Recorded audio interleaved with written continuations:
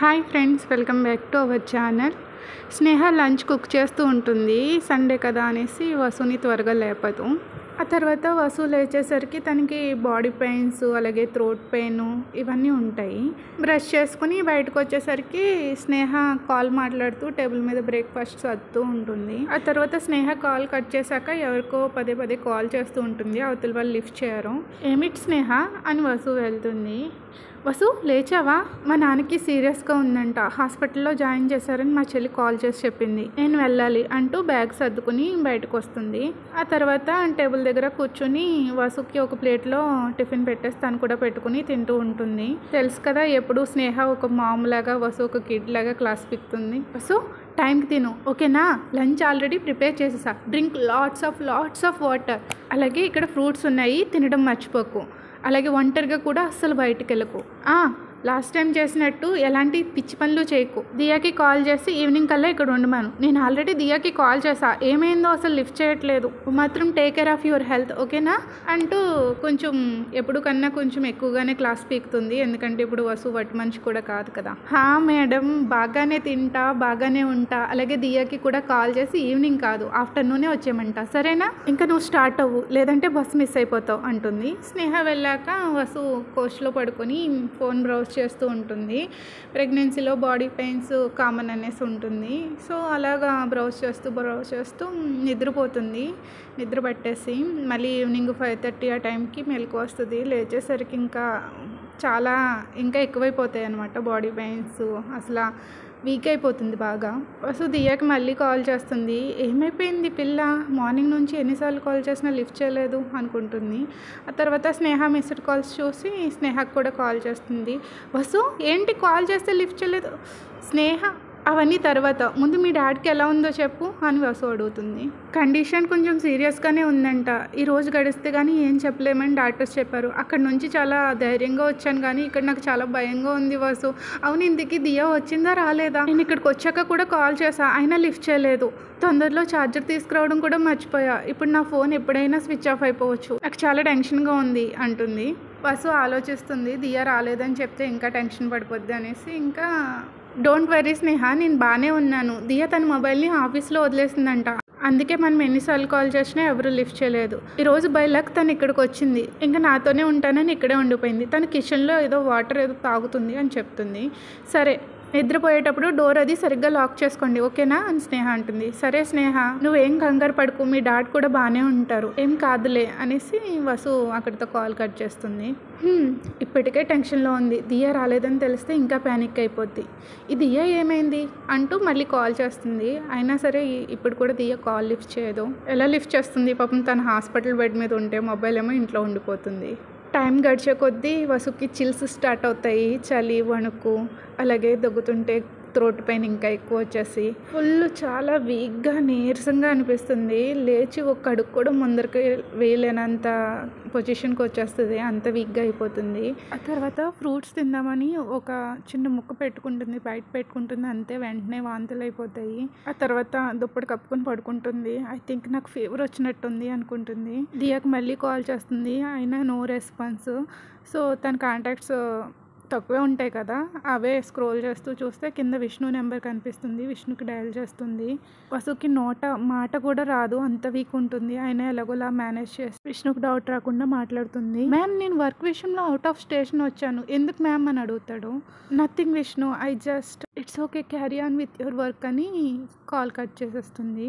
తను వేరే పని మీద ఊరు వెళ్తే నా కోసం రమ్మని ఎలా ఇబ్బంది పెడతాను అనుకుని ఇంకా అలాగే ఉందాం అనుకుంటుంది. కానీ టైం గడిచే కొద్దీ భయం వేస్తుంది. నేను ఇలాగే ఉండిపోతే నా బేబీకి కూడా చాలా డేంజర్ అనుకుని ఒక ఆటో మాట్లాడుకుని హాస్పిటల్కి వెళ్ళిపోతుంది. నైట్ 10:30 అయిపోతుంది. అప్పటికే దగ్గరలో ఉన్న ఒక గవర్నమెంట్ హాస్పిటల్కి వెళ్తుంది. అంత నైట్లో కూడా క్యూ ఎక్కువగానే ఉంటుంది. తన నేమ్ వచ్చే వరకు వెయిట్ చేస్తుంది. ఆ తర్వాత వసుకి కళ్ళు తిరిగినట్టు అనిపించి ఒక చెక్క బెంచి మీద కూర్చుని ఉంటుంది. ఈ లోపు కొద్దిసేపటికి ఒక నర్స్ వచ్చి వసు డీటెయిల్స్ అడుగుతుంది ఫిల్ చేయడానికి. నీతో పాటు గార్డియన్ ఎవరు రాలేదా అని కొంచెం రూడ్గా అడుగుతుంది. నో, నేను ఒక్కదాన్నే వచ్చాను, అయినా నేను చిన్నపిల్లని కాదు కదా అంటుంది. అలా లోగా మాట్లాడుతుంది వసు. ఇప్పుడు ఇప్పుడున్న డాక్టర్ ఒక 10 మెంబర్స్ దాకానే చూస్తారు. ఆ తర్వాత ఆయన వెళ్ళిపోతారు. ఇంకో డాక్టర్ వచ్చేసరికి టైం పడుతుంది. ఇప్పుడు నువ్వు ఉండడానికి జనరల్ వార్డ్స్, ఇండివిజువల్ రూమ్స్ ఉన్నాయి. కానీ నీతో పాటు ఎవరు లేకుండా నీకు అడ్మిషన్ ఇవ్వలేము. నేను చూసుకోవడానికి గార్డియన్ లేరు, పర్మనెంట్ అడ్రస్ లేదు. ఎలా ఇవ్వాలి అని అరిచి ఆ నర్స్ అక్కడ నుంచి వెళ్ళిపోతుంది. వసు ఆలోచిస్తుంది. మళ్ళీ కాంటాక్ట్ లిస్ట్ ఓపెన్ చేసి చూస్తుంది. కాల్ చేయనా వద్దా అని ఆలోచిస్తూనే శిరీష్కి కాల్ చేస్తుంది. వసు కాల్ చేసి శిరీష్తో తన కండిషన్ని ఎక్స్ప్లెయిన్ చేస్తుంది. అవతల పక్క నుంచి శిరీష్ ఒక్క వర్డ్ కూడా మాట్లాడు, కాల్ కూడా కట్ చేసేస్తాడు. స్ట్రేంజ్గా ఉంది. శిరీష్ ఎప్పుడు ఇలా చేయలేదు. నాకున్న ఒకే ఒక్క లాస్ట్ ఆప్షన్ శిరీష్. తను కూడా ఏం మాట్లాడలేదు. అంటే ఇప్పుడు డ్యూటీ డాక్టర్ వచ్చే వరకు నేను ఇక్కడే ఈ బెంచ్ మీద చలికి వణుకుతూ వెయిట్ చేయాలి. నేను ఇంటి దగ్గర నుంచి వచ్చేటప్పుడు కనీసం బ్లాంకెట్ అన్నా తెచ్చుకోలేదు అనుకుంటూ తన స్టమక్ మీద చేయి పెట్టి నెమ్మదిగా రబ్ చేస్తూ ఐఎమ్ వెరీ సారీ బేబీ, నేనేం చేయను, ఇదంతా నాకు కొత్త కదా, నీకు చాలా కష్టం కలిగిస్తున్నాను కదా, సారీ మై బేబీ. మీ తాతయ్య కనుక ఇప్పుడు మనతో ఉండుంటే నన్ను ఒక్కడుగు కూడా రూమ్ నుంచి బయట పెట్టనిచ్చేవారు కాదు. నాకు ఎప్పుడైనా కొంచెం నీరసంగా ఉన్నా సరే తన ఆఫీస్ వర్క్ మొత్తం అంతా వదిలేసి ఆఫీస్కి కూడా వెళ్లకుండా డాక్టర్ నేను బాగానే ఉన్నాను అని చెప్పే వరకు నా పక్కనే ఉండేవారు. ఆయన చాలా జాగ్రత్తగా చూసుకునేవాళ్ళు. ఒకవేళ బిజినెస్ మీటింగ్ ఉండి వేరే కంట్రీ వెళ్ళినా కూడా నాకు బాగాలేదని తెలిస్తే వెంటనే అన్ని క్యాన్సిల్ చేసుకుని అన్ని బిజినెస్ మీటింగ్స్ని క్యాన్సిల్ చేసేసుకుని వెనక్కి వచ్చేసేవారు అంటూ తన డాడ్కి తనకి మధ్యన ఉన్న సంబంధాన్ని, తన కడుపులో ఉన్న బేబీకి స్వీట్ మెమొరీస్ అన్నీ ఎక్స్ప్లెయిన్ చేస్తూ ఉంటే సడన్గా హాస్పిటల్ ఎంట్రన్స్ హాల్వే నుంచి నడుచుకుంటూ ఫాస్ట్గా ఒక అన్ఎక్స్పెక్టెడ్ ఫేస్ కనిపిస్తుంది. ఇతను ఏం చేస్తున్నాడు ఇక్కడ, ఎందుకు వచ్చాడు, నా వైపే వస్తున్నట్టున్నారే అనుకుంటుంది. ఓకే గాయ్స్, ఎవరు వచ్చారో మీకు ఆల్రెడీ అర్థమైపోయి ఉంటుంది. ఇలా అనుకుంటాడు, ఈరోజు అసిస్టెంట్ వస్తారా నా ఆఫీస్లో అంత సీన్ క్రియేట్ చేశాక నైట్ ఇలా క్లబ్కి వస్తే కొంచెమైనా స్ట్రెస్ పోతుంది అనుకున్నా. No, very bad idea.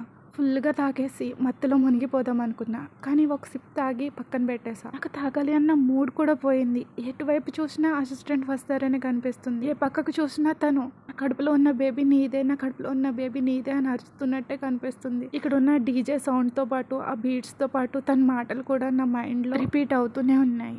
ఇక్కడే ఉంటే హెడేక్తో ఆ సౌండ్కి వస్తారా మాటలకి నా హెడ్ బద్దలైపోయేలా ఉంది అని అక్కడ నుంచి లేచి వచ్చి తన కార్లో కూర్చుంటాడు. శిరీష్ ఇంటికి పోని అంటాడు. శిరీష్ డ్రైవ్ చేస్తూ ఉంటాడు. శిరీష్ నాకు హెడేక్ చాలా ఎక్కువగా ఉంది, వెళ్ళి నా కోసం హెడేక్ టాబ్లెట్స్ తీసుకురా అని రిషి శిరీష్ని అడగగానే శిరీష్ కొంచెం ముందుకు వెళ్ళి ఒక మెడికల్ షాప్ దగ్గర కార్ ఆఫ్ చేసి వెళ్తాడు రిషికి హెడేక్ టాబ్లెట్స్ తీసుకొద్దామని. రిషి బ్యాక్ సైడ్ సీట్కి జారబడి ఫోర్ హెడ్ని రబ్ చేసుకుంటూ ఉంటాడు హెడేక్కి. సడన్గా ఫోన్ రింగింగ్ సౌండ్ వినిపిస్తుంది. అది తంది కాదు, Sirish phone.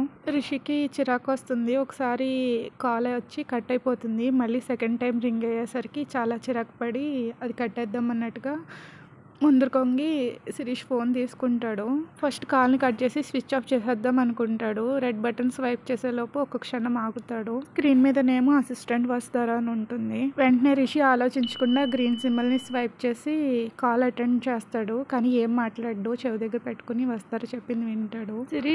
Sirish I'm really sorry, ఈ టైంలో కాల్ చేసి నేను ఇబ్బంది పెడుతున్నందుకు. కానీ నా సిచ్యువేషన్ అలాంటిది. ఇప్పుడు నువ్వు తప్ప నాకు ఎవరు హెల్ప్ చేసేవాళ్ళు లేరు. శిరీష్, నువ్వు కనుక ఫ్రీగా ఉంటే ప్లీజ్ ఒకసారి గవర్నమెంట్ హాస్పిటల్ ఉంది కదా మా ఇంటి దగ్గర, అక్కడికి వస్తావా? యాక్చువల్గా నా హెల్త్ అస్సలు బాగాలేదు. ఇక్కడ అడ్మిట్ అవుదామని వస్తే గార్డియన్ లేదే నన్ను అడ్మిట్ చేసుకోరంట. దియాకి ఎన్నిసార్లు కాల్ చేసినా తను ఫోన్ లిఫ్ట్ చేయట్లేదు. అలాగే స్నేహ కూడా ఇంటి దగ్గర లేదు, ఊరెళ్ళింది. ఇప్పుడు నువ్వు తప్ప నాకు హెల్ప్ చేసేవాళ్ళు ఇక్కడ ఎవరు లేరు. If you don't mind please నువ్వు అని అనేలోపే రిషి కాల్ కట్ చేసేస్తాడు. రిషికి చాలా కోపం వచ్చేస్తుంది. బాడీ మొత్తం టైట్ అయిపోతుంది, నరాలన్నీ బిగబెట్టేసి. తన బ్లడ్ అయితే ఇంకా తల నుంచి అరకాల వరకు ఇంకా బాయిల్ అయిపోతూ ఉంటుంది కోపంతో. నేను వెనక సీట్ నుంచి దిగేసి డ్రైవర్ సీట్లో కూర్చుంటాడు. తనకి ఎంత ఫాస్ట్ వీలైతే అంత ఫాస్ట్గా ఇంకా ఫుల్ స్పీడ్లో గవర్నమెంట్ హాస్పిటల్కి వెళ్ళిపోతాడు. వసు వాళ్ళ ఇంటి దగ్గర ఉన్నది. Okay guys, next part afternoon 3కి పెడతాను. Thank you for listening. I hope you enjoy this episode. Please మీకు కనుక నచ్చితే లైక్ చేయడం, సబ్స్క్రైబ్ చేసుకోవడం మర్చిపోకండి. Thank you for listening. By by.